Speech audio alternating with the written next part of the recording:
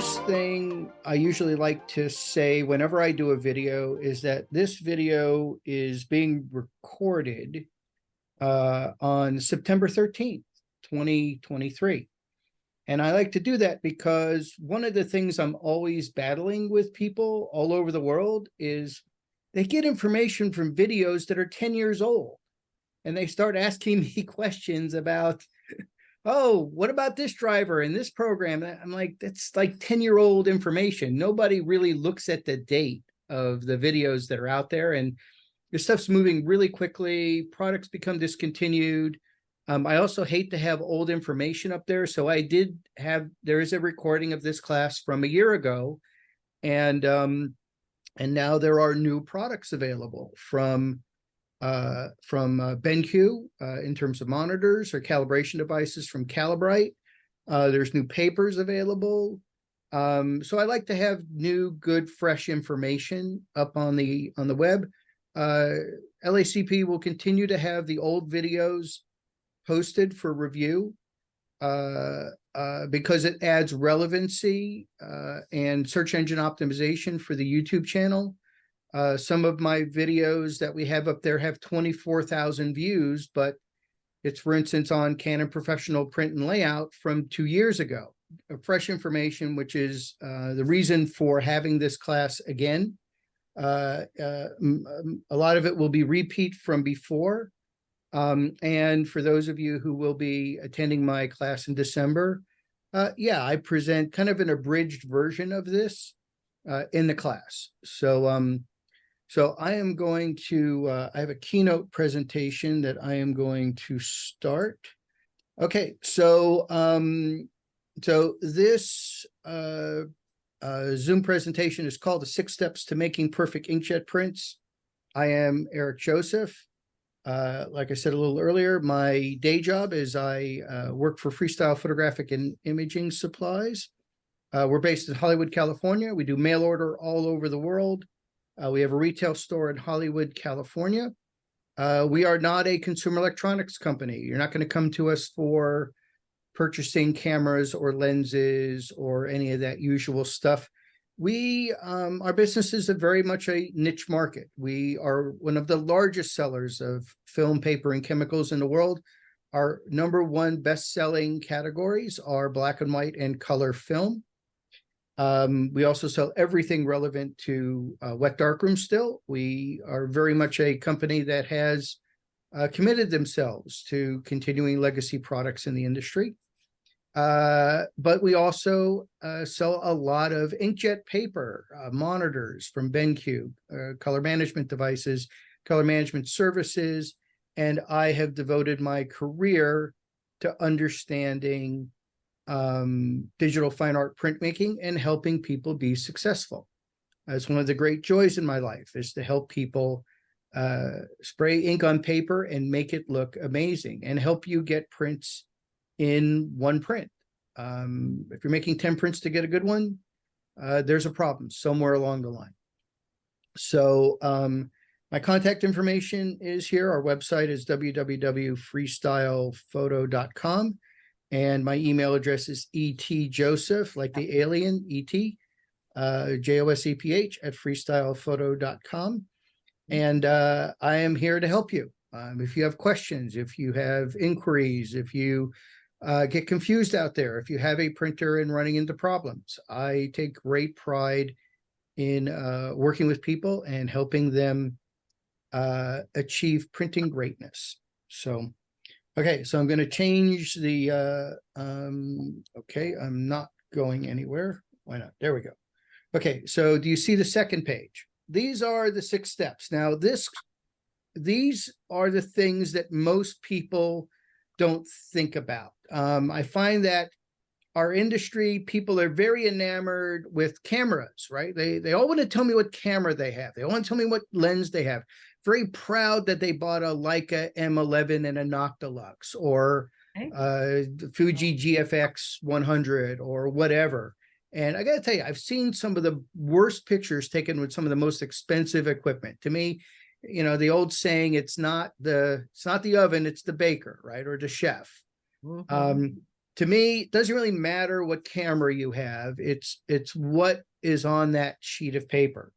And then people make all sorts of decisions based on advice that their friends give them or reviews. And to me, it goes a little deeper than that. So these are the 6 steps that are going to contribute to your success in printing.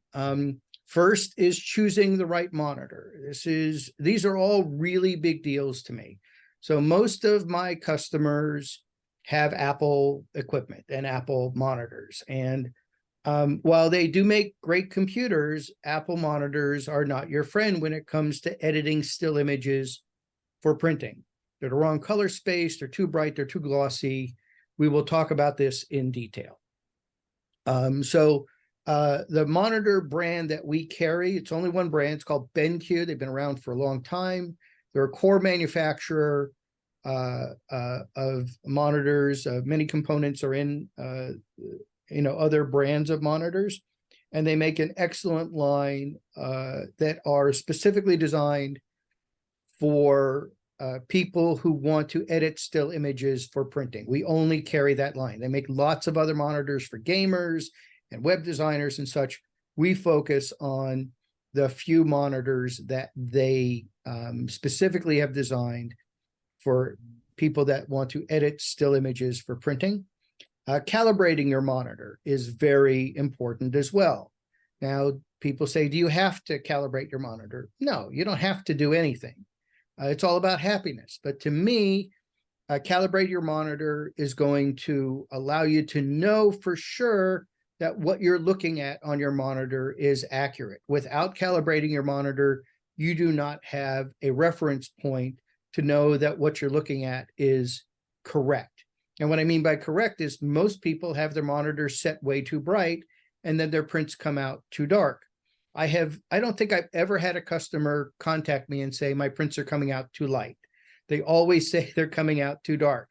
And that's because the monitor's too bright. And we will talk about that as well.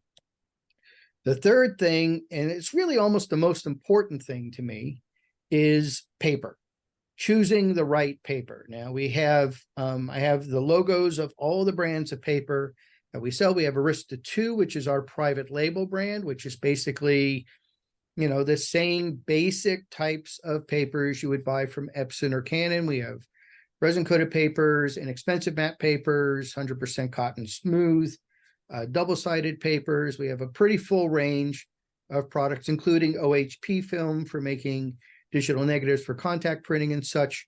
But it's designed to be a budget line. They're less expensive than some of the other major brands.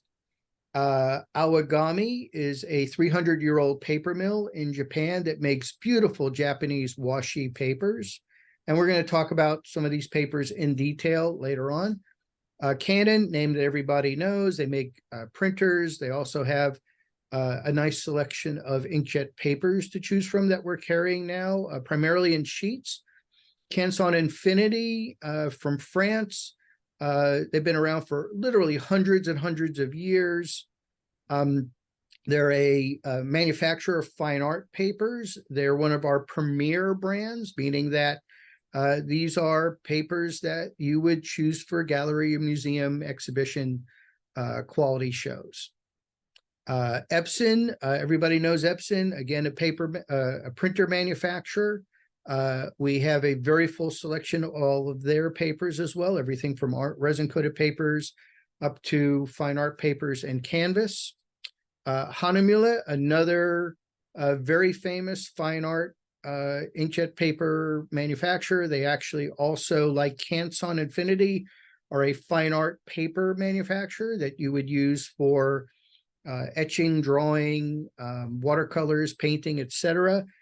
They do make an excellent premier line of inkjet papers. Ilford Gallery, Ilford, a name that you're probably familiar with in the industry.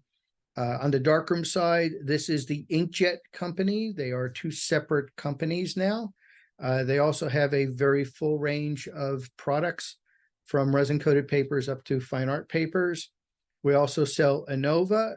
They have some very interesting products in their fine art range as well. And then Moab, which is also a pretty famous name. And we have we carry everything that they sell also from resin coated to fine art papers. And we also carry a number of canvas products as well from each of these brands. Now, to me, every paper has a unique character and personality, and we are going to talk about this as well. We're going to kind of break down paper and give you at least an idea of the direction you might want to go in for your printing. But to me, if you're printing an image on a piece of paper, factoring in the unique personality and character of paper into your composition really could take an ordinary image and turn it into an extraordinary print. The fourth thing is choosing the right printer. We have a lot to choose from. We carry both Canon and Epson printers. We have desktop printers and we have wide format printers, and we'll be talking about that as well. Custom paper / printer profiles. One of the great mysteries of digital printing. Yes, we have a custom paper profile service, which we will be discussing. And then the last thing, which is also really important, and one of the things that I find most people miss, which is lighting, the lighting that they're using to view their prints under. We are so focused as photographers on the quality of light when we take our images, we completely forget about the quality of light when we're viewing our images and comparing them to a monitor. And it's really super important in terms of getting what I call consistent, reliable, repeatable, controllable, and predictable results. So to me, preparation is key. People ask me all the time, what do I have to do? What do I need to do? It's all about happiness. I have lots of people that have uncalibrated iMacs from 10 years ago. They push print. What comes out of the printer, they feel looks just like it's on their monitor. They're happy. They don't need anything. They don't need anything else. But if you have a problem and something's not happening properly, focusing on these 6 things is at least one of these 6 things is going to contribute to your success. I find if you don't do one of these things, you're making a sacrifice, and you have to go, well, I didn't calibrate my monitor, so now I have to kind of adjust in my mind for that. I'm looking at my image, inside next to a window. It's not bright sunlight. I have to kind of adjust for that. So we're going to be together for a while and talking about all these things. So monitors. Oh, also, by the way, Kevin, please monitor the chat. If you have questions, please type them into the chat. I really encourage questions. I'm not reading slides here. I don't really like presentations like that. I like it to be more fluid. I'm here for you. So if you have questions, please type in the chat. Kevin, please monitor that and let me know when there is a relevant question. And I am more than happy to interrupt my presentation to answer a relevant question. Okay. So you're okay with me giving you a little nudge? Yeah. Okay. Give me a little nudge.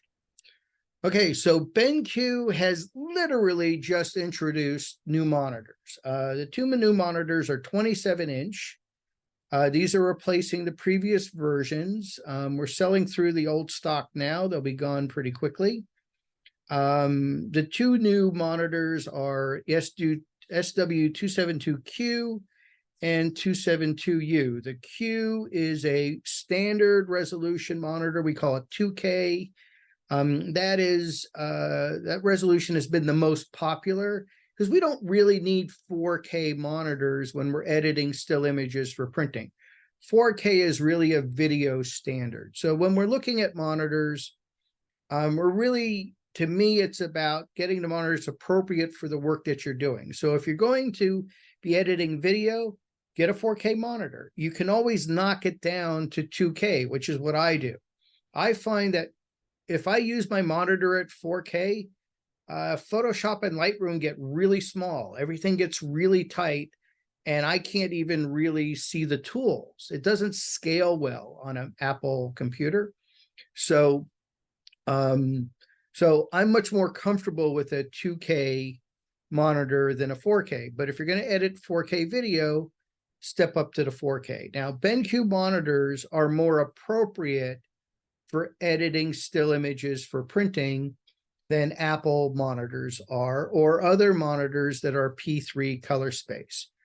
We are going to talk about color management. I'm going to show you the differences between those color spaces, but to suffice it to say, our ink and our printers are designed around the color space Adobe RGB 1998, and thus are more accurate for us who want to edit still images for printing. Apple is making their monitors for the 99% of the market that wants to watch movies on iTunes and edit video for web content, or etc. If you look at every specification for Apple computers, they're always talking about how their computers perform against 3D video editing rigs. So the equipment is fantastic. I have a Mac Studio myself. I have an Apple MacBook Pro 14-inch, but my monitors are BenQ monitors, and I have two 27-inch monitors. I have all of this desktop space. It's magnificent. I love working with two monitors. And I'm using them in extended mode. So I've got my presentation over here, and I've got my calendar and other things over here, and I could do a lot of work that way. So these SW series monitors are definitely what I recommend. The SW272Q is going to be the more popular. We've always sold more monitors in that $800 price point. These monitors come with a viewing hood or shade. This focuses your eyes on what you're doing. If you don't have a viewing hood or shade, you're seeing everything that's behind the monitor, and it affects how you're editing. When you're seeing things that are behind the monitor, you have a persistence of memory in terms of color. So I prefer using the viewing hoods or shades, and it comes with it for free.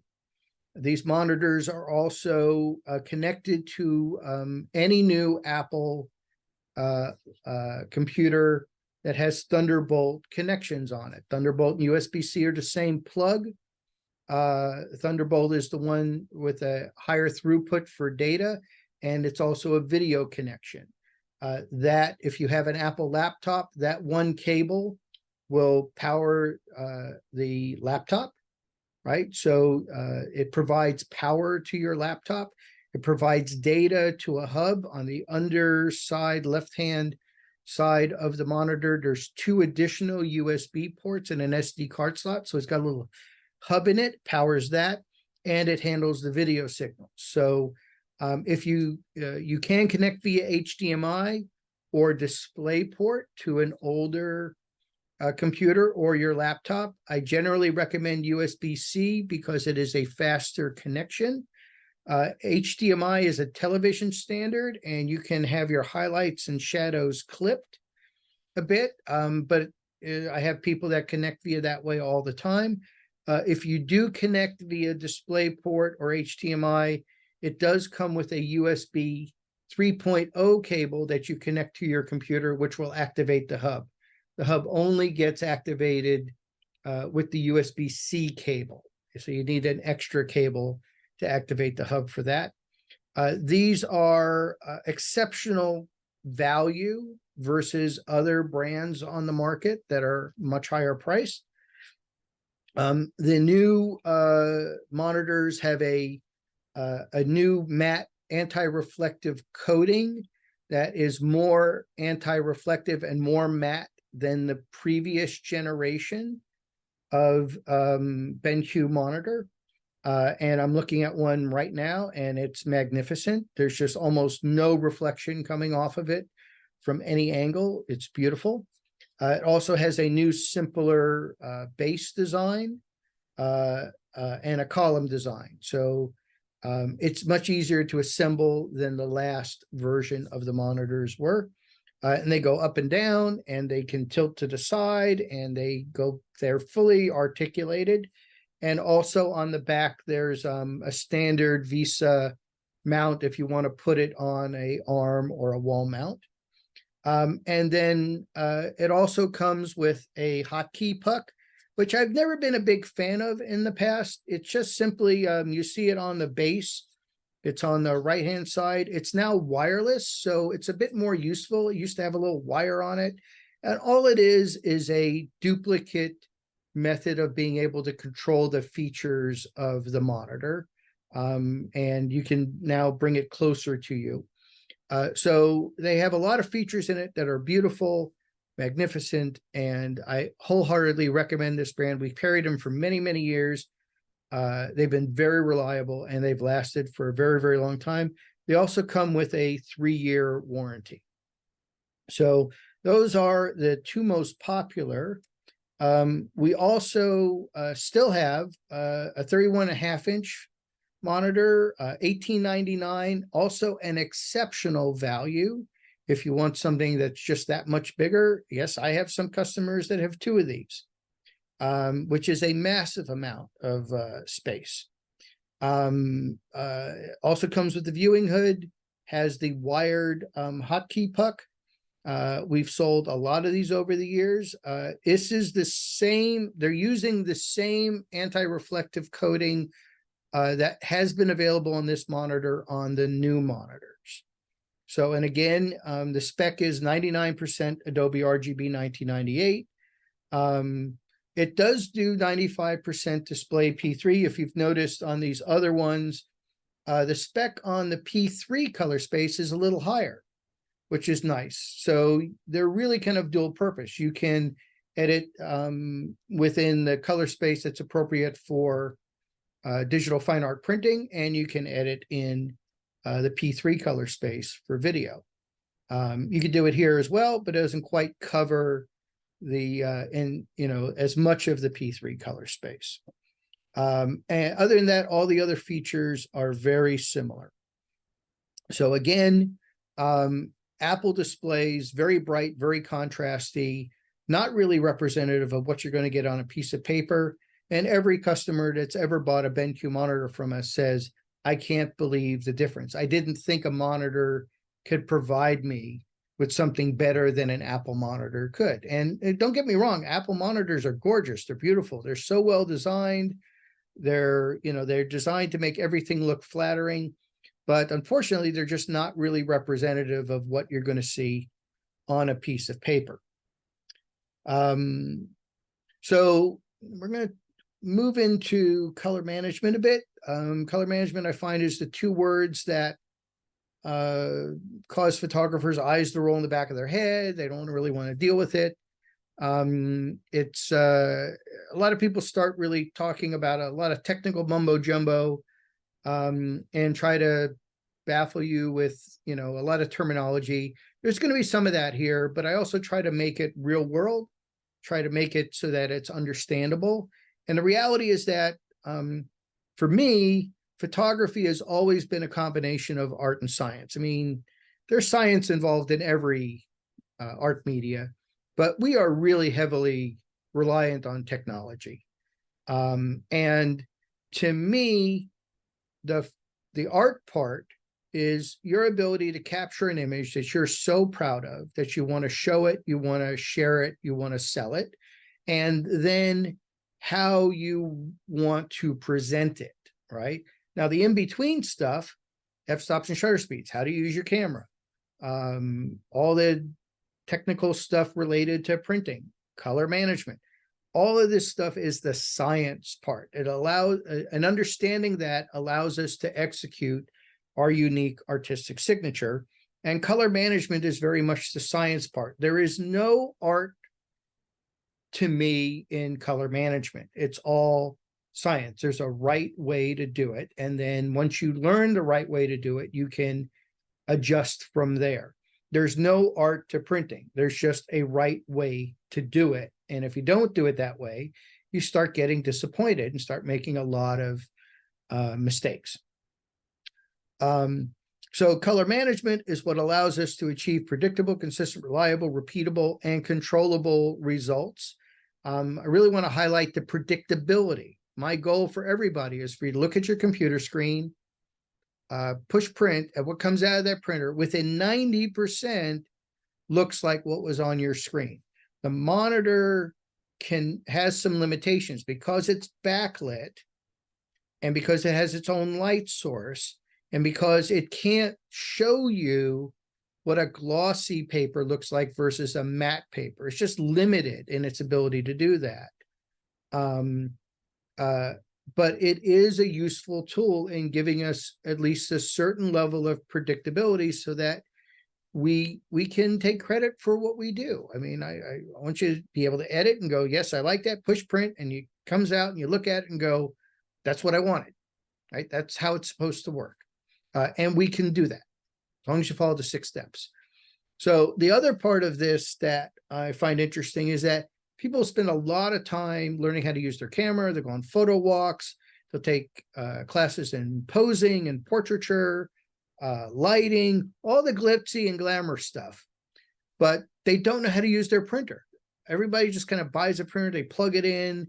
They cross their fingers. Or they push print, cross their fingers, and hope something comes out the way it's supposed to look. And that's kind of where I come in. There aren't a lot of people that teach printing. And I work with the full range of people in the photo industry. I deal with, people that don't know an f-stop from a bus stop. It's kind of a funny saying.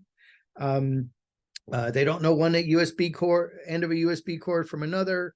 I deal with advanced amateurs, professional photographers, most of the commercial labs in town, many across the country, colleges and universities, and some of the most famous photographers in the world. And one of the reasons why I encourage people to ask questions, and that whenever you're in a room with me or in a class with me, I always tell people there's no such thing as a dumb question, because honestly, I could be in a room with 50 beginning photo students, and I have been. I've traveled the country doing work, doing talks for colleges and universities and high schools and photo clubs and nonprofit photographic organizations and events and trade shows. And I can tell you for a fact, I could be in a room of 50 beginning photo students, all asking me very, very basic questions on digital printing. And then the next day I'll be in a room with 50 of the top professionals in the world. And you know what? They will ask me exactly the same questions. So no such thing as a dumb question. Okay, so this is how it kind of all works. One of the great mythologies is that people think that somehow their monitor is connected to their printer. And there's such a belief that what you're looking at your monitor is accurate that people don't really understand how it works. So this is a quick graphic on what happens. So here's my kind of famous golden pavilion. I use this image a lot. It's on a iMac, and that iMac just basically represents a computer.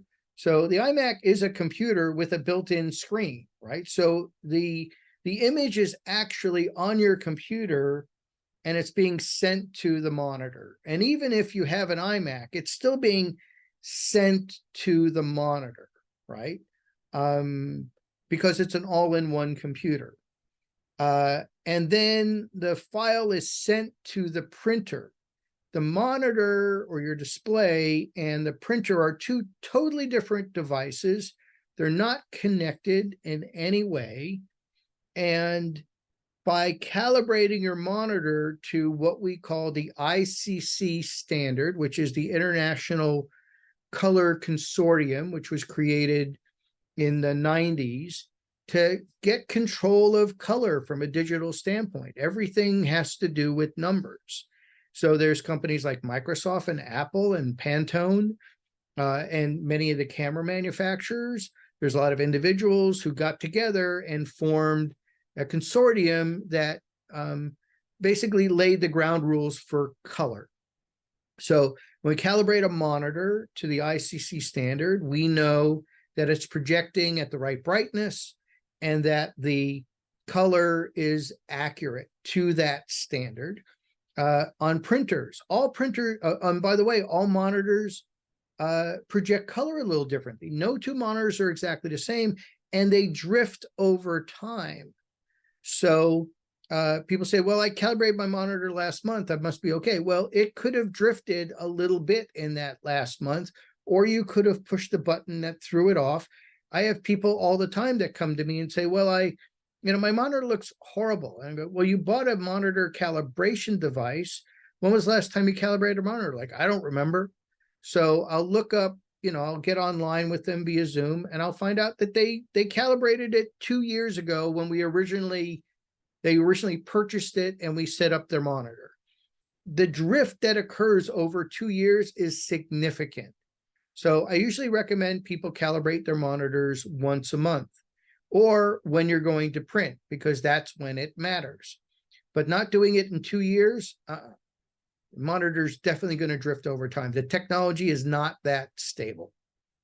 Now for printers, can't really calibrate a printer. When we create a custom profile for a printer, that is when we're calibrating it. And we will talk about that in detail later. I'm just kind of giving an overview now. So remember, your monitor and your printer are not connected. You're not calibrating your monitor to your printer or vice versa. These two devices have to be color managed separately. So this is what a profile is in simple terms. I like to use analogies. Hopefully this works. So I wear glasses. This is my profile. I wear glasses. My glasses are the difference, mathematical difference between how my eyes see and how I'm supposed to see according to the medical standard of 20/20 vision. And that is exactly what a profile is. So I go to the eye doctor and I read the chart and I stick my head in the machine and it goes juga, juga, juga, juga, juga, and it creates a prescription for my eyes. And then of course, my ophthalmologist will verify by, sitting me down and asking a bunch of questions and looking at letters on red background and green background, all that kind of stuff. But at the end, I get a pair of glasses. Those glasses are my prescription. That is my profile for my eyes. That's what a profile is. It's nothing more than the mathematical difference between how your monitor is projecting color and how it's supposed to be according to the ICC standard. And when we create a custom paper profile, it is the mathematical difference between how your printer's printing color and how it's supposed to be according to the ICC standard. So that's what a profile is in very simple terms. Now, so I always tell people, well, if I give you my glasses, what are the odds that we're going to have the same prescription? It would be very rare that we would have exactly the same prescription.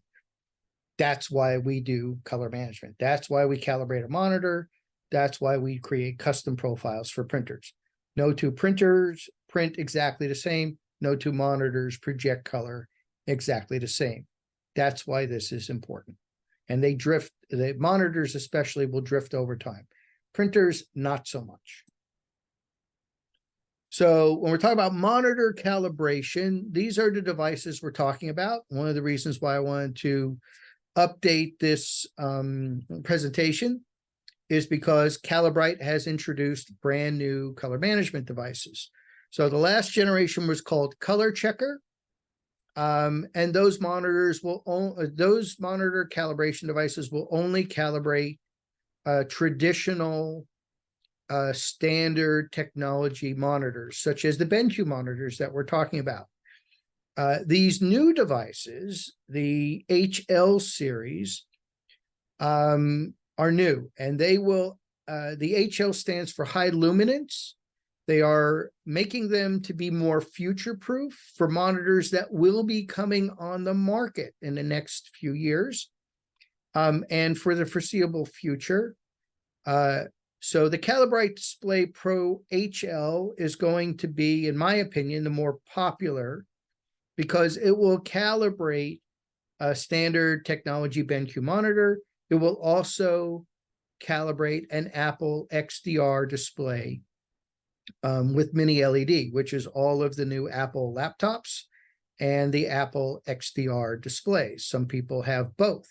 So this this particular and this specific device will calibrate a monitor, goes up to 3,000 nits. It's a very bright monitor. Now we are calibrating our monitors predominantly at 120 nits for editing still images for printing. So while we don't need something that goes that high, they are future-proofing this for monitors, OLED screens, all sorts of devices that will be coming available in the future. So we still have some of the older devices in stock that are available for $50 off. So you can get an older color checker display Pro for $229. Will calibrate a BenQ or standard display just fine. It will not calibrate an Apple XDR display at full P3 color space. So this is going to be the devices moving forward. The Calibrate has, by the way, this brand Calibrate used to be known as X-Rite. X-Rite had their line of devices for decades. And they, a couple of years ago, passed off this range of product for monitor calibration to this new company, which is has many of the same software engineers. The physical product is still made by X-Rite, but it is now being sold under the Calibrate brand. They are continuing to develop the software for it. One of the nice things about these devices is that with operating system updates and technology updates, the software gets updated. So you don't have to buy a new device over and over again. So if you have an old X-Rite or Calibrate device, it'll still work with the new software. Software gets updated. Also depends on how far back. So we're talking about the devices that kind of look like this shape. Some of the other devices that are in more of a shape of like an avocado are starting to what we call age out. They're not supporting them anymore because they're really, really old. So the new software that they developed is called Calibrate Profiler. I was a beta tester for the software. I've always thought monitor calibration software was way too complicated. They actually listened to me and others and created this new software called Calibrate Profiler that is very, very easy to use. It's really, you start it up even on basic settings, allows you to track through the process very seamlessly. It's just really a series of pushing next and letting it do its thing.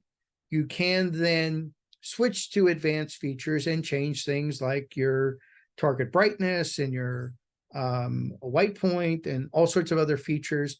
But even on basic settings allows you to professionally calibrate your monitor. And I have created a exclusive manual that you get for free when you buy one of these devices from Freestyle. It's got big screenshots that say you're on this page with a big arrow and circle says push this button. I've made it so that somebody who has absolutely no knowledge of how to calibrate a monitor will be able to calibrate their monitor. So again, this particular device will be the most popular. You can use it with Calibrate software.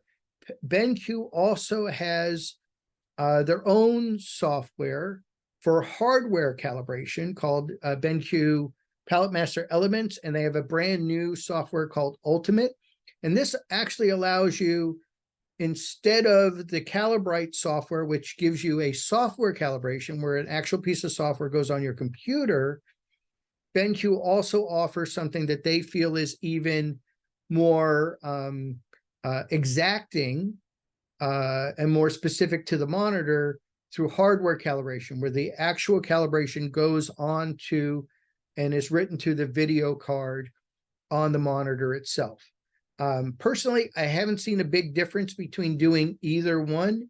When you buy the Calibrate device, we provide you with instructions for using the Calibrate software. But there are those out here that really do also want to use BenQ's hardware calibration software, and this device will work on both, okay? And also the packaging is smaller and more environmentally friendly than the last series was. If you have an old X-Rite i1 Display Pro or Display Plus, it will work with the new Calibrate profiler software, but they charge a $9.99 upgrade fee. The nice thing is the serial number of the device gets registered, so you can move that device to other computers and still be able to calibrate your monitor. And that's also one of the nice things about the Calibrate product, is that you don't have to use it just on one computer. The license, they basically let you use it on almost any computer you want. So really excited about these new devices, and excited about the fact that you can calibrate a Apple display with them, which you weren't able to do before. So there is a device that is one step down. This is $169. It cannot be used with BenQ Palette Master or Palette Master Elements or Ultimate. It will not calibrate an Apple XDR display, but on basic settings, it will calibrate a BenQ monitor in any standard technology, and it only gives you basic controls. It doesn't allow you advanced features in the software. This is equivalent to what used to be called the Color Monkey display. I was never a big fan of the Color Monkey display because it never really worked right. Well, they made this work right. So if you do want to save some money, this will work. You just have to realize it's a bit limiting in terms of its software capability and the monitors that it will calibrate. I feel that for the extra money, the Display HL device will be the better seller for our customers, but there is a less expensive choice out there, and it does work. I've tested it. So there is one other device. This one's a bit overkill for most people, but if you want something that is pretty much never going to be obsolete, this has all the features of the Display Pro HL, but it will calibrate a monitor up to 10,000 nits, which you could probably get a suntan sitting in front of a 10,000 nit monitor. Remember, we're calibrating our monitors for editing still images for printing at 120 nits. 10,000 is a bit overkill. Our new Apple displays, our new Apple laptops are 1,000 nits sustained. They'll go up to 1,600 nits. This is 10,000 nits. And the sensor, yes, is a little better. And we have some customers that just want to buy the best. So they'll spend a few extra dollars and get this one. But this will be completely future-proof for anything that the display world, monitor world is ever going to throw at us. Okay, so those are our three calibration devices moving forward. I just want to talk a little bit about color space here. So we have 3 color spaces that we work with in photography. We have sRGB, Adobe RGB 1998, and ProPhoto RGB. We'll get to ProPhoto RGB in the next slide. So sRGB, contrary to what most people think, stands for standard RGB. It does not stand for shitty RGB. Please don't call it that. It is standard RGB. Cynthia's laughing. I have so many people. A lot of people in our industry are judgy, right? They look at things and they're like, well, if you're not using I remember when we got full frame 35 millimeter sensors, people are like, if you're not using a 35 millimeter full frame sensor, I don't consider you a real photographer. You know, I don't consider, if you're using sRGB, you know, try to take the judginess out of it. So this standard was created by Microsoft in 1994. It's the maximum color space that photographic film can render. It's absolutely appropriate for posting images on the web. If you're printing on silver halide or chromogenic paper, like we would get from a mini lab, if you go to Bay Photo or many of the online printing services, and they're offering photo prints, those are being made in the Fuji Frontier Noritsu, they want an sRGB JPEG file because the 6 megapixel sensor in those machines, they can't handle anything more. So, and that paper can't render Adobe RGB 1998. So there is a need in the world for sRGB. But when we're doing digital fine art printing on our Canon and Epson printers, very oftentimes we have colors that go out into Adobe RGB 1998. So the first image on the left is sRGB. The second image is showing you how much bigger Adobe RGB 1998 is. And it was created by Adobe in 1998. No, it was not discontinued in 1998. It was adopted as a digital fine art printing color space standard in 1998. So I do get people, every so often they say, look, I just saw your program and you said that Adobe RGB 1998 is bigger. Well, I just went to another class and the instructor said, never use Adobe RGB 1998 because it was discontinued in 1998 and is so much smaller than sRGB because sRGB stands for Super RGB. I'm like, look, I don't want to tell anybody they were wrong, but just do a quick Google search on that. You'll see that that's not true.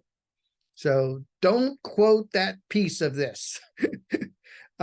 Reality is that Adobe RGB 1998 is our standard for digital printmaking. That is the standard that I work in predominantly because very rarely do I have colors that go out into Pro Photo, which we'll talk about next.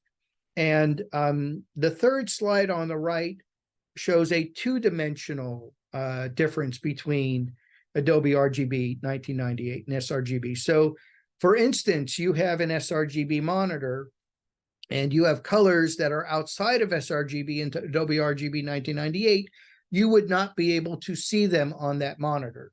Many inexpensive monitors are sRGB or even a portion of sRGB. So it shows why it's important to have the right monitor in terms of having predictability. You want to be able to see the colors that are in your file.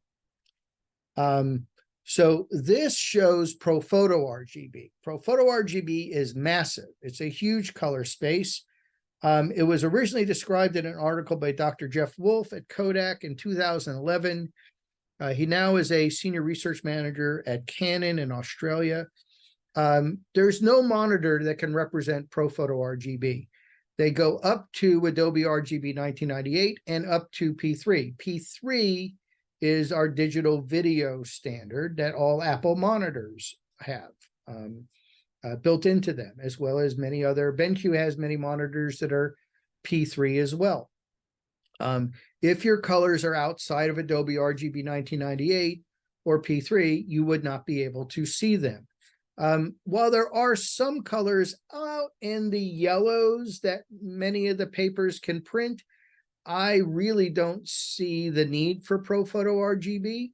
The problem is that it is a standard default color space in Lightroom. Adobe just decided we're just going to give everybody all the color they can, and now we have some of these judgy people out there that say things like, as far as I'm concerned, if you're not saving your files and working in ProPhoto RGB, I don't consider you a real photographer. Well, kind of proves to me you don't really know what it even means. The reality is, it's what are you doing? What's appropriate? If you want to work in ProPhoto RGB, that's fine, but there are some limitations. One being, Adobe RGB 1998 and sRGB were really optimized for skin tones. People in ProPhoto, they get a little oversaturated. They just don't look really natural. So then that's why a lot of portrait photographers work in sRGB and Adobe RGB 1998. So to me, ProPhoto is a bit more for landscapes, architecture, objects, right? And if you want to use it, there's no harm in it, but just realize that you could have colors in your file that are beyond Adobe RGB 1998 or P3, and you would not be able to see them on your monitor. They might print, usually you wouldn't really be able to see them. So to me, it's kind of a too big color space, but I'm not going to criticize people if they want to use it. So here is the difference between Adobe RGB 1998 and P3 color space. Okay, so you see that they're different. They both are wide gamut. They're both wide gamut, but you could see that the P3 color space is quite different. So I've had customers that have come to me and said, look at this image on my Apple laptop. I have this bright red streak in here, but when I print it, it prints rust. And then I take the same file, put it on my BenQ monitor, and it looks exactly the way it's printing, because you could see that P3 has a bit more color space in the red, right? So they're looking at it on their monitor, thinking that that's what's going to print, and it isn't. Now, Adobe RGB 1998 has a bit more of an advantage from a color space in the greens, right? You can see that, how it's going out into the green. You wouldn't be able to see that on a P3 color space. So these color spaces were designed for specific industries, right? So P3 is for video and Adobe RGB 1998 is for printing.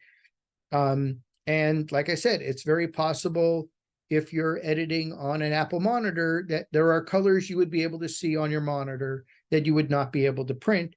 And honestly, it happens all the time. It happens all the time. And it's where people get frustrated and they start having that disconnect between what they see on their monitor and what comes out of the printer, and they get disappointed.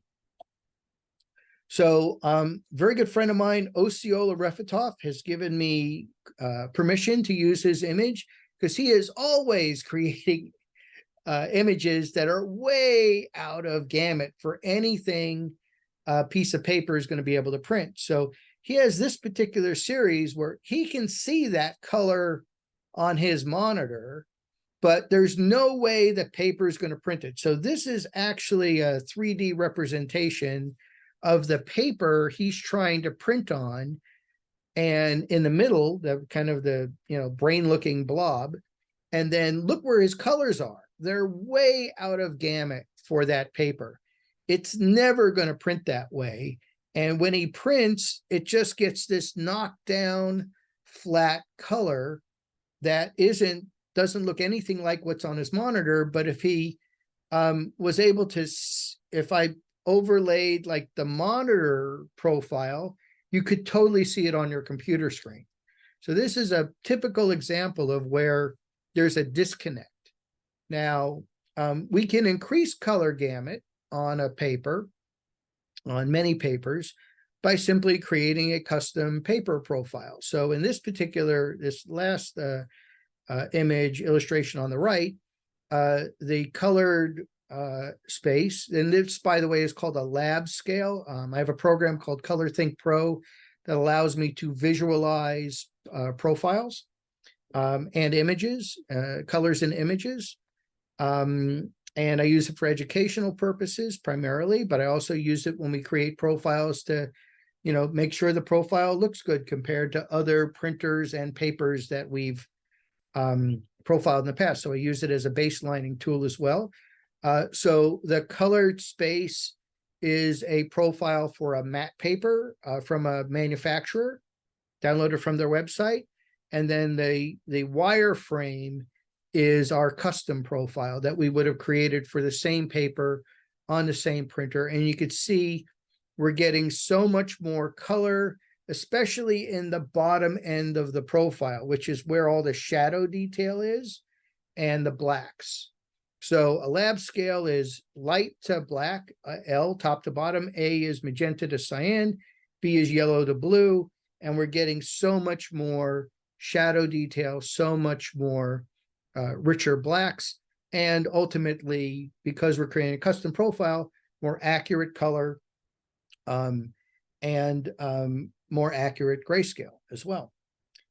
So in Photoshop, this is how we have an area in Photoshop called color settings that is really set up for sRGB, for what most people use it for. But when we're printing, I make these adjustments. So this will be recorded. If you take a screenshot, take a screenshot. This is how I set up my color settings in Photoshop for digital fine art printing. I set my working space from sRGB to Adobe RGB 1998. So any new file I create will be in Adobe RGB 1998. I also check off all the little boxes that say profile mismatches, missing profiles. So if I bring in a file that's sRGB or ProPhoto, or it may not even have a color space or profile assigned to it, Photoshop will alert me to that when I open it, right? So for instance, my working space is set to Adobe RGB 1998. I get a file that's sRGB. I'm going to get a pop-up that says your embedded profile, it's really a color space, is different from your working space. What do you want to do? Well, it's sRGB. I'm not going to make it Adobe RGB 1998 because I can't add color. You've already got a smaller color space. You've clipped those colors out. There's no purpose for making it Adobe RGB 1998. But let's say it's a ProPhoto file. I might want to bring it down to Adobe RGB 1998. At least it gives you some choices and control over what you get. The only time I would convert the color space from sRGB to Adobe RGB 1998 is if I knew I was going to composite an Adobe RGB 1998 file into that image, right? Otherwise, if I just bring it in as Adobe RGB 1998, it could very well clip it down to sRGB. And then I set my rendering intent to perceptual. Most people use perceptual. Some people use relative color metric. To me, 90% of people use perceptual. 10% use relative color metric. 99.5% have no idea why they want to use one or the other. To me, this is related more to the monitor and to bringing your files in, but this is a choice in your printer driver. And what I tell people is use the one that looks better. Generally, perceptual is going to make your tones look more natural. Relative color metric can take colors that are out of gamut. I mean, it really has to do with how it's dealing with out of gamut colors. In perceptual, it brings colors into gamut for your paper profile. And relative color metric will clip them out. It will make brighter colors look brighter, but the rule is if you're going to use perceptual, you don't have to check black point compensation. But if you're using relative color metric, you really do need to choose black point compensation. Otherwise, you lose detail in your shadows. So those are some of the rules for printing. So paper, I want to talk a little bit about paper here. It's one of my favorite topics. To me, it's the most important thing you need to think about if you're printing your photographs. Here are some factors to consider. The type of paper, whether it's a general purpose paper or fine art, the surface texture, glossy, luster, smooth, matte, textured matte, base color. We have cool papers, we have warm papers. What you might be concerned or interested in what the paper is made out.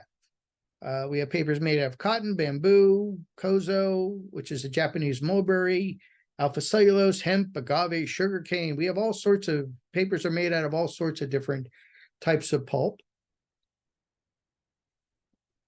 Then the thickness, which is measured in mils or microns. Sometimes people are very brand centric. They love Hahnemühle. They want Canson. They just want to investigate or explore what's available in a particular brand. Certainly there's a mythology that if you use an Epson printer, you should be using Epson paper to get the best results. That is wholly untrue. Epson doesn't even make their own paper. Everybody else makes paper for them. They source it from other sources. They're not a paper manufacturer. All these other brands of paper work fine in your Epson printer. You will be able to make beautiful prints in your Epson printer with a brand from other brands. But it's easy. Some people, you go to a store and say, hey, what kind of paper should I use? You go, what kind of printer do you have? And you go, well, I have an Epson printer. Well, use Epson paper. It's easy because they just have all the names and the papers in their driver. Same thing for Canon. We sell a lot more of the other brands of paper though, and they have many more interesting choices. Sometimes the decision is what sizes are the papers available in both sheets and rolls. Some people want a paper that's available in postcard sizes, 5x7 or 4x6. Some want A4 size, which is a European letter size. And rolls, I have certain labs that won't even consider a paper unless it's available in 60 inches. They do not want to consider a paper that isn't available in 60 inches just on the chance that somebody, they don't want to get somebody hooked on a paper that's only available in 44 and they go, oh, I love this. I want to make a 60-inch print now, and it's not available. So sometimes that's a consideration. GSM, we're going to talk about that a little later. Not a big consideration for me. It is not a measure of thickness. It is a measure of weight. Doesn't really have a lot to do with anything. Got to kind of feel it in your hand.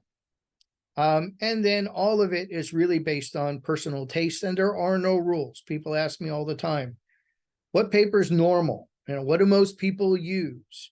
Well, I don't really like those types of questions. I want to know what you want to use. I want to know what is going to relate to your unique artistic signature.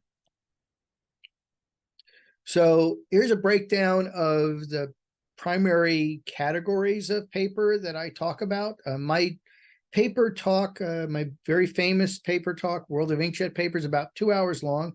We're not going to take 2 hours to do it. I'm just going to kind of whiz through this, give you some general guidance. So photograde, general purpose resin coated papers. We have Arista 2 photograde RC luster paper. This is our best-selling paper. These are plastic papers. These are like what you would have received from a commercial lab back in the day or a mini lab. They are designed specifically to look like something we're familiar with. So luster would be like an E-surface paper, Kodak, the old Kodak E, right? We have, let's say, Canon Photo Paper Pro Plus Semi-Gloss, which is not glossy, right? It's glossy would be defined by me as very highly reflective, very shiny, highly reflective. Luster would have a little bit of a texture to it. A semi-gloss paper would be not highly reflective, but not really have much of a texture to it. We have Canon Photo Satin Premium, or sorry, Canson Infinity Photo Satin Premium RC. This paper has literally no texture to it. Very close to what I would consider a match for the old Kodak N surface. Epson Premium Photo Paper Glossy, which would be like the old Kodak F surface, very shiny. We have Hanamili Photo Pearl. So pearl and luster are really kind of the same word, or the same meaning for a similar texture, which is just a little bit of kind of a pebbly surface to it. Again, not completely shiny like glossy. And then here's an example of Ilford Smooth Gloss. So in this type of product, you'll see the GSM, you have 260, 270, our Arista, I believe, is 252. The 310 is definitely a little heavier and thicker than some of the others, but all in all, that's not necessarily the rule of thumb. In this particular type of product, yes, you can say that the 310 is heavier than the others, but you'll see later. And then in this range, we have, like I said, we have glossy, we have luster, we have satin, we have semi-gloss, and then we have metallic papers, right? So these papers have a bit of a layer of mica in them, which give them a bit of a shimmering effect. We have Epson, Ilford, and Arista all have metallic versions of their papers. Moab Slick Rock Pearl happens to be a very popular product as well. And it is not a pearl surface paper. It is really a glossy paper. They use the word pearl because it has kind of a pearlescent base, and which makes all of this very confusing. Also in the photograde general purpose range of papers, We have, this is our Arista Duo mat, and this is just a sampling. There's a lot of other papers within each of these categories. I'm not listing every single one. This happens to be a pretty heavy paper for this type of paper. These are all alpha cellulose papers, which means they're made out of wood pulp. If it says duo or double-sided, usually means that you can print on both sides. Most papers are not printable both sides. There is one side that you would use to print on. Here's Canon Photo Paper Pro Premium Matte, also what I would call a general purpose paper. Here's a very thin Arista Duo Matte lightweight paper. Again, you could print both sides. The Canon you cannot. Epson Ultra Premium Presentation Paper Matte, very popular, very thin matte paper. These are all very inexpensive.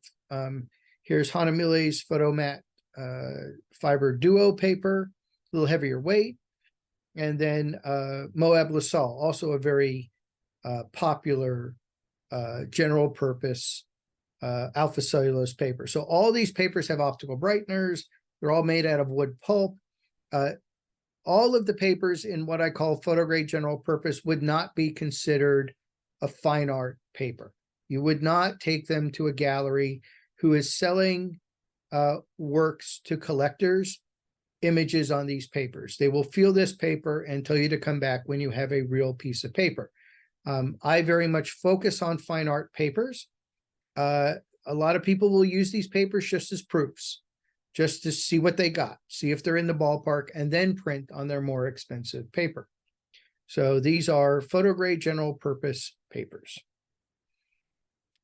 Now we're getting into what I would call fine art and transformational papers, where these papers have a unique personality and character and would be definitely appropriate for printing on for gallery, exhibition, and museum quality work. This first section is, these are what papers that I call Baryta papers. They all have a coating of barium sulfate. We have Canson Baryta Photography 2, 310. And again, this is not all of them. This is just a sampling. It's Baryta Photography 2 Matte from Canson Infinity. This is our very first Baryta coated matte paper on the market, optimized for pigment printing. We had one like 15 years ago when we had dye-based printers were popular. This is our first matte Baryta coated paper. It has absolutely no reflectivity from any angle. It's a very, very interesting paper. We have Hanamili Photorag Baryta, also very popular, one of our most popular semi-gloss papers. Most of these papers have a semi-gloss coating on them. They're all a little different though. Some are cool, some are warm. Telling me you're using a Baryta paper does not give me really any information as to what paper you're using. The Baryta Photography 2 is cool. The Baryta Photography 2 Matte is cool. Photorag Baryta from Hanamile is warmer. Hanamili Fine Art Baryta is very cold. It has a coating of Baryta. By the way, I should explain that. Baryta stands for barium sulfate. It is a clay. It's the same clay that's used in the production of black and white darkroom paper. And it's really used because it has a very distinctive odor. It has a smell to it. When you open up a pack of Baryta paper and put your nose in it, it smells just like darkroom paper. That's really one of the predominant images or reasons why they use Baryta. But every single one of these papers is different. So fine art Baryta, that with the picture of the door here, very white. It has barium sulfate and it has optical brighteners in it. Then we have Hanamile Fine Art Baryta Satin. That's a very smooth paper. Also looks very different from the other two. And then there's Moab Juniper Baryta Rag. Again, also looks very different. So we have 6 papers here with the word Baryta in them, and they're all very different. If you looked at them in real life and touched them and felt them, they're just all different papers. So the word baryta, the only commonality it has is that it is using barium sulfate. Other than the brand name Hahnemühle, which most people can't pronounce. And as an American, I'm not even really pronouncing it correctly either, because it's hard for us to get our tongues wrapped around U's with umlauts on them. Hahnemühle, you notice they have a rooster as their logo. Hahne is rooster in German, and Mühle is mill. So it's the mill of the rooster, just as a little tidbit of information for you. And it's a very hard word to pronounce, but baryta also seems to be very hard to pronounce. So I have a listing here of, up to this point, all of the mispronunciations of the word that I've come across so far. So baryta is the correct pronunciation, but some people call it barita, some people call it baryita, some people call it barda. There's barada. I don't know how they get the barada. It's like the day the earth stood still. Klaatu, Gort, Klaatu, barada, Nikto. I don't know how they get the barada. Somebody recently called it baracha. Again, weird. There's Bayarda. Then some people, I guess they're channeling Harry Potter. They got Baryita, Byrata, Barista, Bartista, and then some people just give up and call it burrito. So those are my documentation so far of the mispronunciations of the word baryta, but it is baryta. They're beautiful papers, and some of our more popular papers. So we also have fine art transformational papers that are 100% cotton, smooth, matte. So we have our Arista 100% cotton natural white. Canson Infinity Arch88. This paper came out a couple of years ago.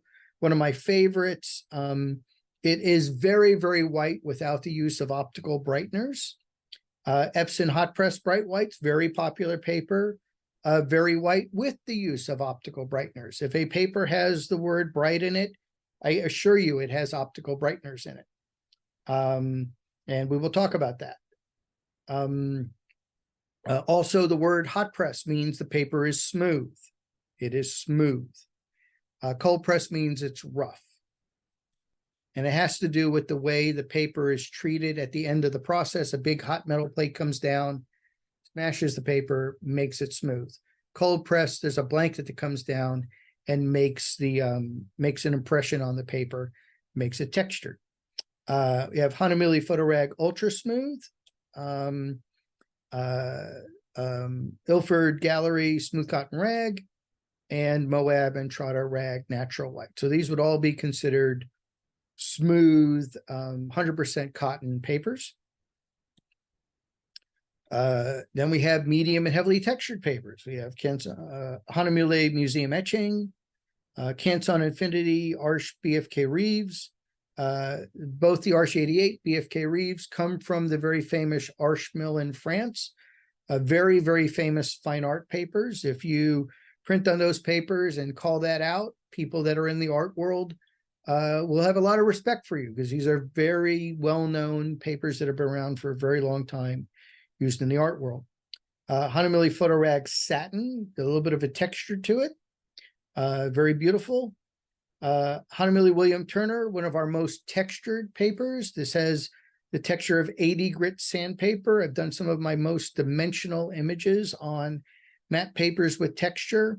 A lot of people say they don't like matte papers with texture because they think that your image is never going to look sharp or three-dimensional, you get a rich black. I show people this image all the time on this paper, and it really contradicts people's preconceived notions of what a matte paper with texture can really do.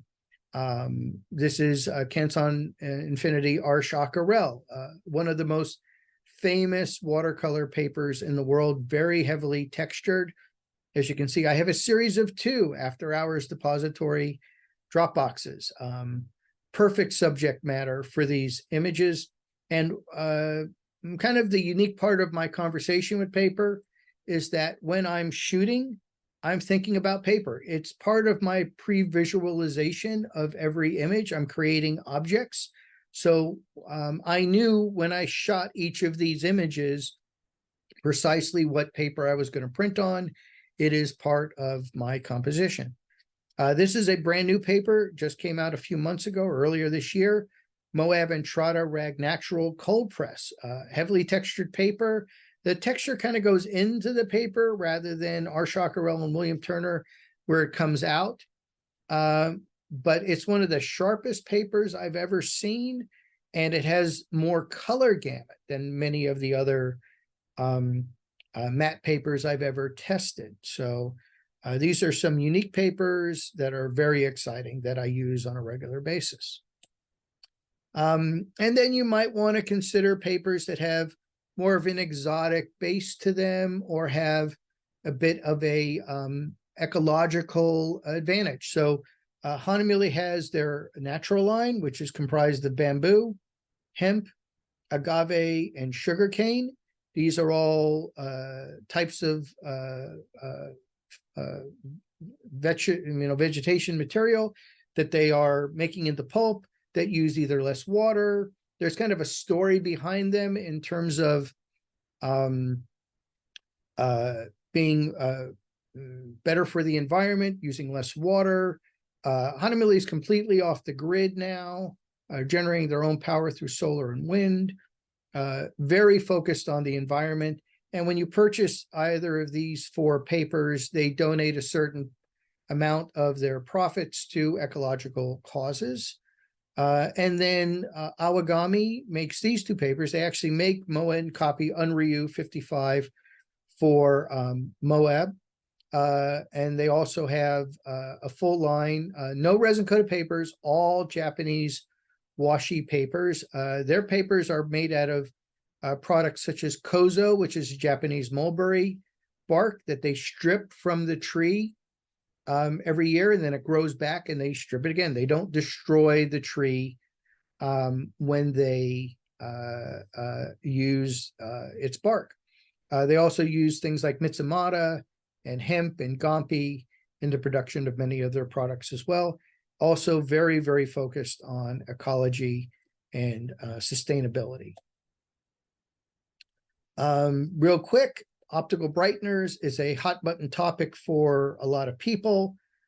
In order to make 100% cotton papers and many papers look whiter, manufacturers will use optical brighteners. Some people feel they're not archival because we know they will fade over time. Just look at any paper from the 60s, 70s, 80s, 90s, or maybe even the 2000s that you have. All the color prints, the base is faded. The optical brighteners have failed. The dyes, the images turn magenta. The dyes fade over time. Sometimes they fade not even when they're exposed to UV light. So I generally gravitate towards papers that do not have optical brighteners in them. They aren't necessarily as white, but we're not really ever looking at images under UV conditions. The optical brighteners react with UV light and reflect a bluer light. So and it reflects it in a wavelength that we humans can see. So also papers with optical brighteners in them are very dependent upon the light. So for instance, the paper Arch 88 that I had in a previous slide, Canson has incorporated something they call pure white technology in that product. Also BFK Reeves pure white and Arch Chacarel, where it is whiter without the use of optical brighteners. It looks whiter than papers with optical brighteners in non-UV environments. So if you were to take the two papers out in bright sunlight, you would see, let's say, maybe Epson hot press bright white is a little whiter than Arch 88, but take it inside where there's no UV, Arch 88 looks whiter. And that's a recent development. I think that's a really interesting and significant technological advancement in paper. So before you see a little, sorry, we have a question from Pete. Do you want me to introduce that question? Sure. Yes. He asked, what settings do you recommend when IF printing in Lightroom?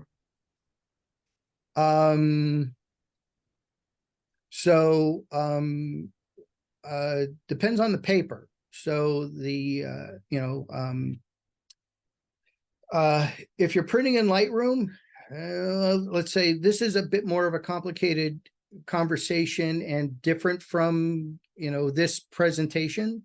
So I would urge you to email me, etjoseph@freestylephoto.com, and we could talk about that offline.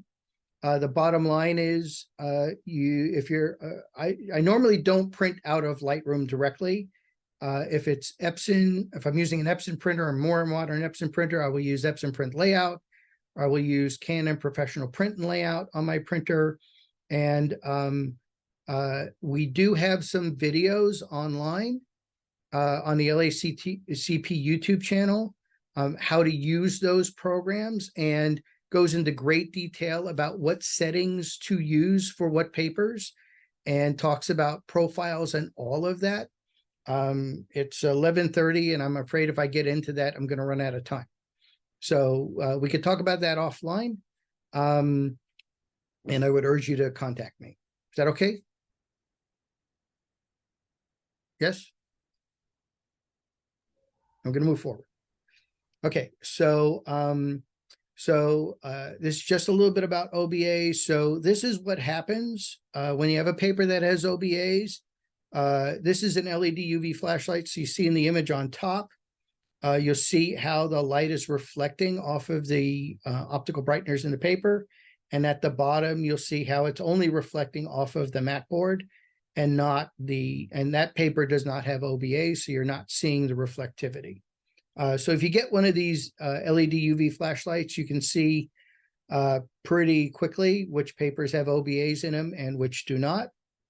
And I will also show you a slide. We have a chart on our website that's called the Freestyle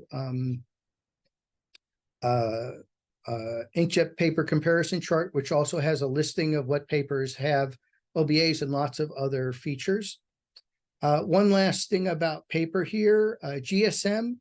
I get asked about this a lot, which is people ask me, well, I want to see your selection of 310 GSM thick papers.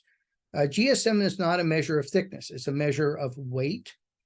And an example here is Ilford Gallery Smooth Pearls, a resin-coated paper that's 310 GSM.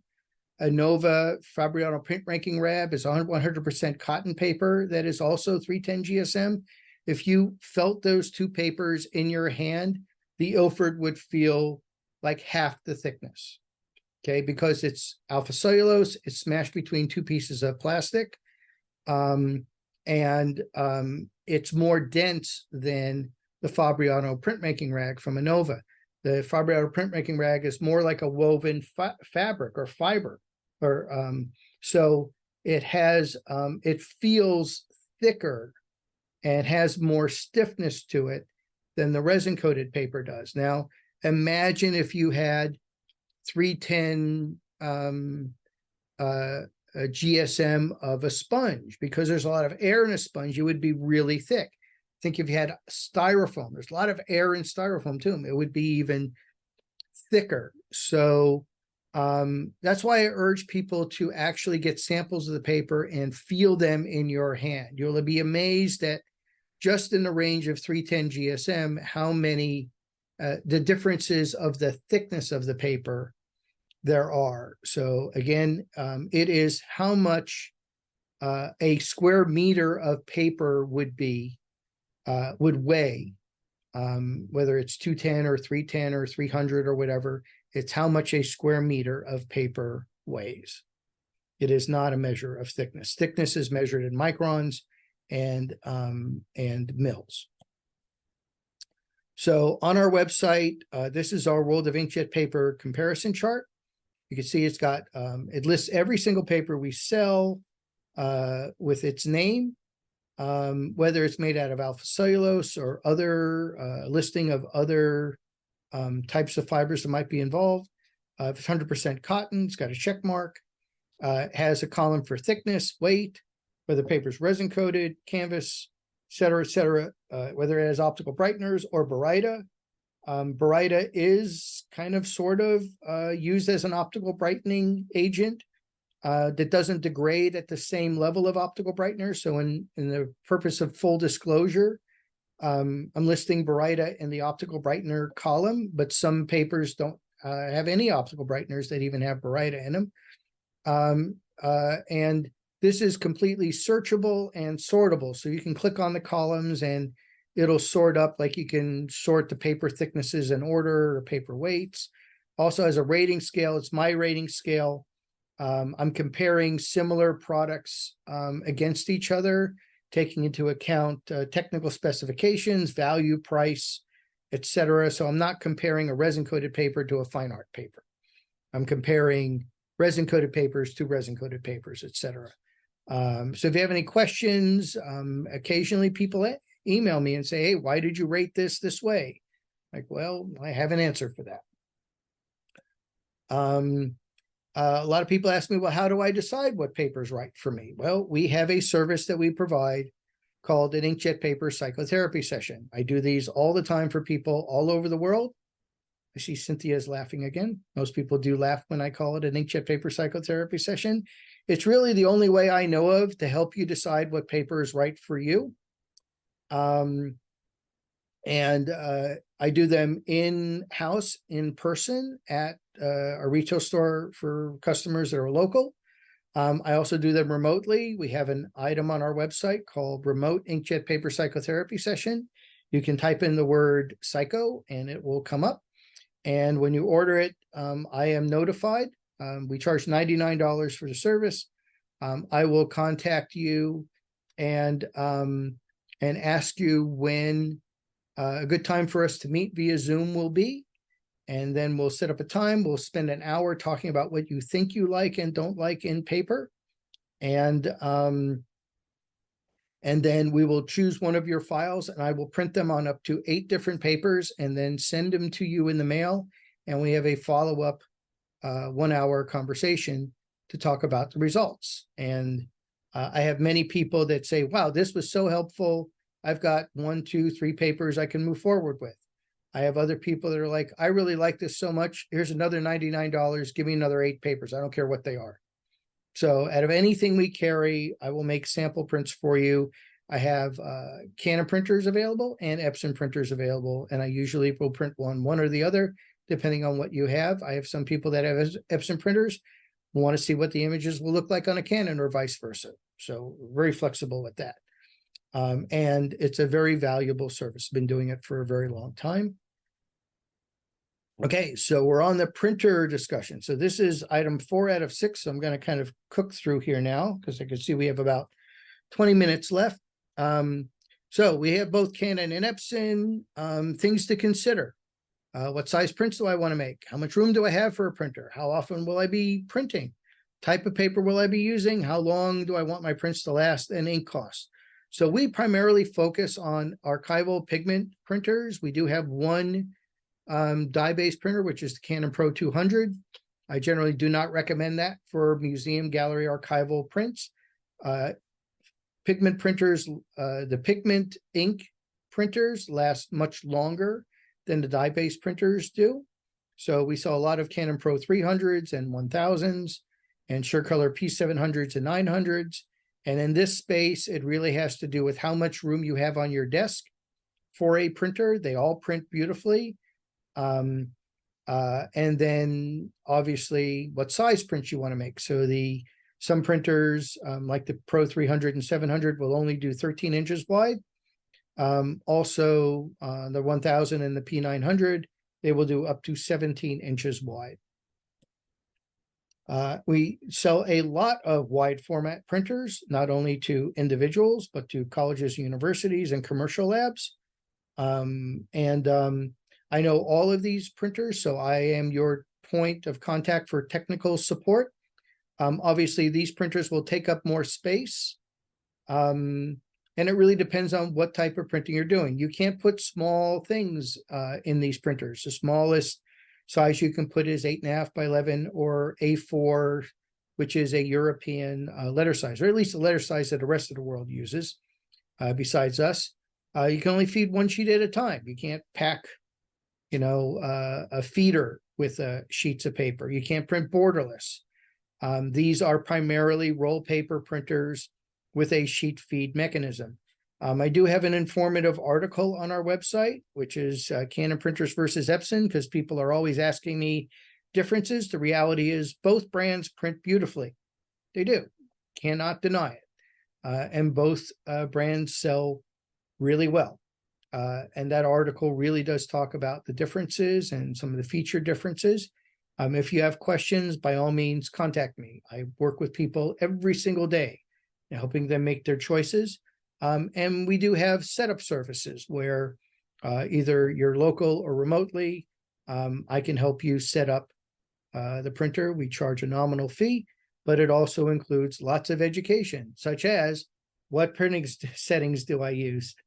Make sure we get you off the right foot, be able to move forward very quickly, making beautiful exhibition, gallery, museum, fine art prints in one print. Both brands have their own printing software, and this will help answer the previous question. Professional Print and Layout is a tool that Canon has available. It's a free program. It has some RIP level functionality in that you can do multiple images on a page very easily. And you can see you have your printer listed. We have our layout mode, your media type. So that's part of your settings that you're going to choose. You're going to choose the correct media type for your paper, and that's going to tell it whether to use matte black or photo black and how much ink to squirt on the paper. And then further down, you have your profile, and everything in these printer drivers and print layout programs is important and very much described in the other videos that I mentioned on the LACP website. So here you can see there's two images on a page. It created those slots automatically. You can also make them bigger, smaller, and put multiple slots on a page. It's a standalone application as well as a plugin for Photoshop or Lightroom. And I really urge people, if you have a Canon printer, to use this program. It simplifies the printing process dramatically. Everything is in one column on the right, and you just go down and choose things in the order that you want to, that you need to choose them in order to get excellent print quality. Everything is important. If you do not choose properly, you will not get good results. And it is a free download. Also, Epson has Epson Print Layout, very similar in its layout. Everything is on the right-hand side. It doesn't do multiple images on a page on the fly, but there is a, under your type, there is a template mode where you can create templates and put multiple images on a page. I do that quite often. Again, very orderly. I feel that this program for Epson printers is the easy button. Everything, again, is in one column and in order of how you need to choose each feature in the printing program. It is a standalone application. It is also a plugin for Photoshop, and you can easily export from Lightroom into this program. Number 5, custom paper profiles. So here's a black and white image that I show. Yes, I have simulated it a bit. This is a black and white image that was made on a paper with a generic profile. We then, what I tell people all the time is two printers are exactly the same. Every paper has its own unique color fingerprint. Manufacturer came out with this profile. I'm sure it looked good on their printer, but their printer was printing different from my printer. And we went ahead and made a profile, and that image is now completely neutral. Whereas the other image, I hope it shows up on your screen, is a little green. And it is that way in real life. And I showed that as a prime example. Whenever I get people that are asking me about color shifts in especially their grayscale or black and white images, it's generally because the profile they're using was not made for their printer. If you're using a manufacturer's generic profile that you've downloaded from their website, it was made on a Canon or Epson printer, not your Canon or Epson printer. especially the desktop printers, can be 5 to 10% off from each other, and you can see a 5 to 10% difference. So custom profiling neutralizes grayscale, it increases color gamut, or just makes it more accurate color gamut, and increases shadow detail and maximum black. And the way it basically works is like on your monitor. Our custom profiling service is $99. You print out these patches on your printer with our under our directions.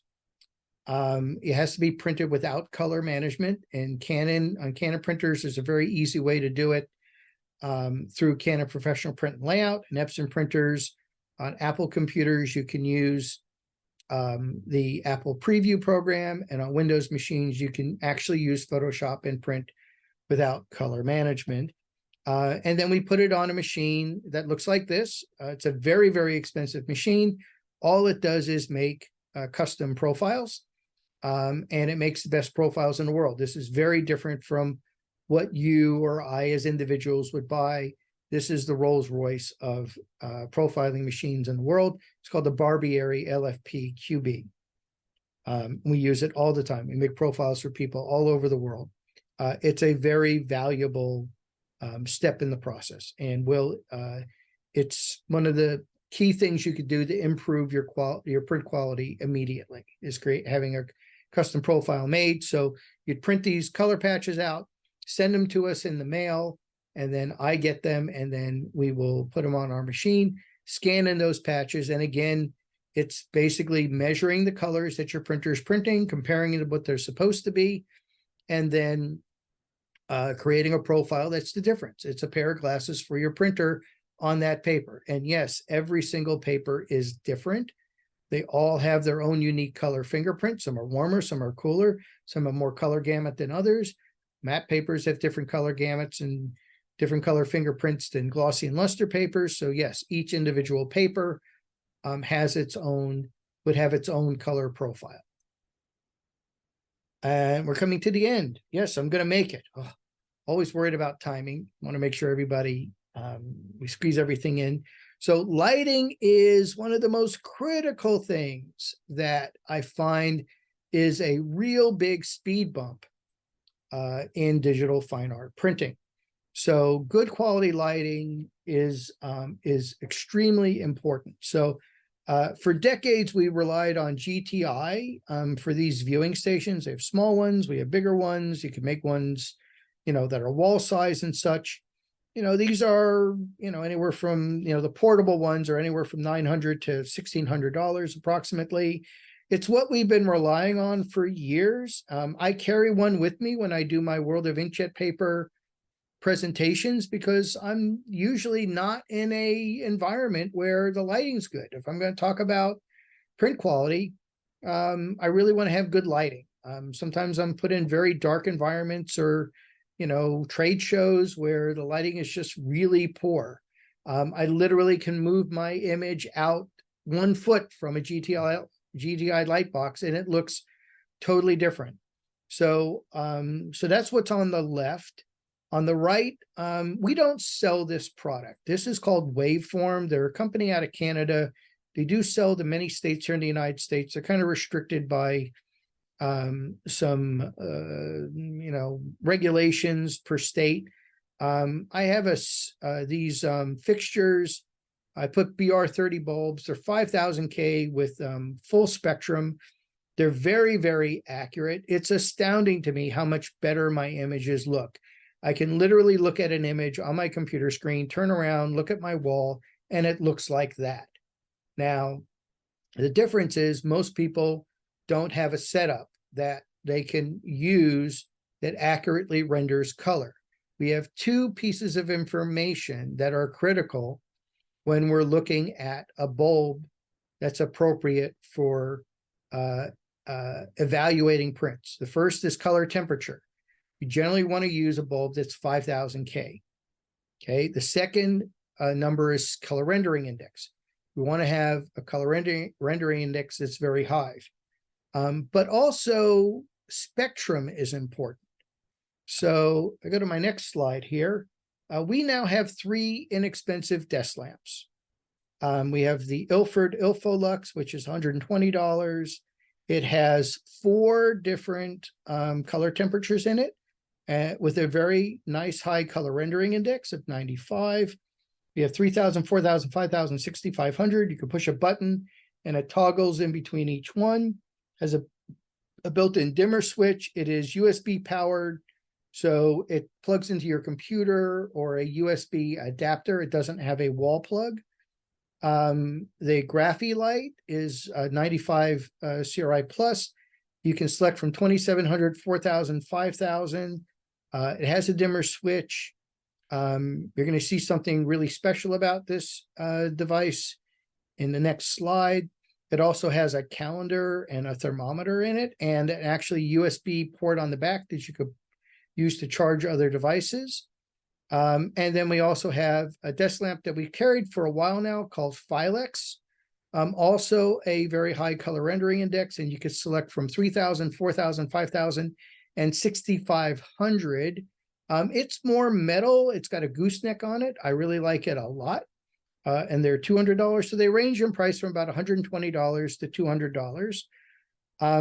And you can see on the Filex, there's a nice graphic there showing you the difference between many of the different color temperatures. This is some spectral data. I have a Sekonic C800 color temperature meter available to me, and I was able to capture some screenshots here.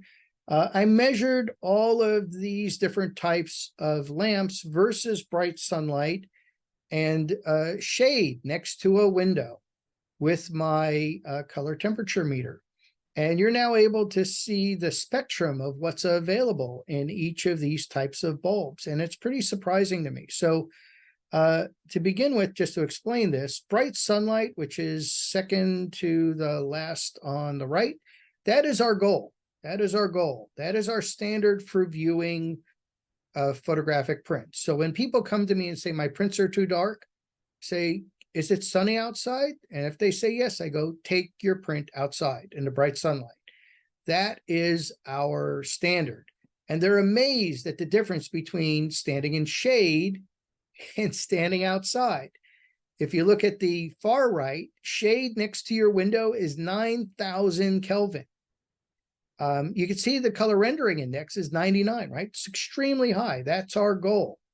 But if you're standing in shade, all of your greens, reds, yellows, all that falls off. And the image will look much cooler than bright sunlight. Bright sunlight is going to match your monitor, right? When you calibrate your monitor, it's going to match your monitor. The whole point is to have a situation where the lighting condition you're viewing your print under matches your monitor. Now, we human beings have not created a light yet that matches fully bright sunlight. So you can see the GTI is a fluorescent tube. It's kind of spiky, right? But that's been our standard for decades. The two that I like the most that are much more most full spectrum are the Filex and the Graphy light. And I've also, you can see I've measured CCT as the color temperature, right, of each one. And then RA is color rendering index. And then there's another measurement called TLCI, which arguably is another standard that is maybe a bit more accurate. But all of these, let me put it this way, any one of these lamps or bulbs would be better than nothing. What really gets to me is when people are saying, well, I'm standing next to my window, not the right light. I'm standing, I'm in my office. I've got these yellow halogen lights, not the right light. Having the right light is going to contribute to your predictability.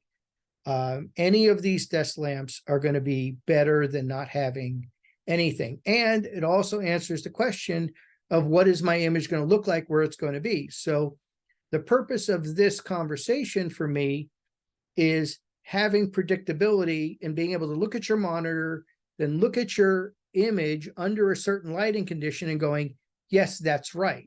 Nothing to do with where it's going to be. So with these desk lamps, you can toggle between different color temperatures and then see what the difference is. Your image is going to look very different at 3000K than it is at 5000K. 3000K is going to be warmer. 5000K is going to be more normal. But who has 5000K in a gallery or in a house, right? Then there's 6500. 6500 is very cool. So the thing I like about these test lamps is it gives you an option for accurate lighting to look at your image and evaluate it against your monitor, then gives you the option to look at other lighting conditions that your image might be viewed under. And yes, if you had a color temperature meter, you could go to wherever the image is going to be displayed. You can take a color temperature meter reading and you can make an adjustment in Photoshop or Lightroom to accommodate that. It won't look good next to your monitor, but it'll look magnificent in the gallery, right? And there are many times where I have an image that's going to be in a dark area. It looks good next to my monitor, but when it gets there, I'll brighten it up for the environment that's going to be shown in. And with that, ta-da, we made it. Thank you so much for the last 2 hours. Again, our website, my email address, I try to be available to people as much as I possibly can. I am always busy, but if you contact me, I try to get back to people as quickly as I can. Once we have a relationship, I always tell people, if you call me, I don't answer the phone, it's because I'm working with somebody else. I'm going to stop sharing my screen there. It's because I'm working with somebody else, and I want to give everybody the same level of attention, laser-like focus and attention. And like right now, I've turned everything off. If I answered my phone, we'd never get through this presentation. Well, thank you, everybody, and appreciate you attending, and hope to hear from you soon.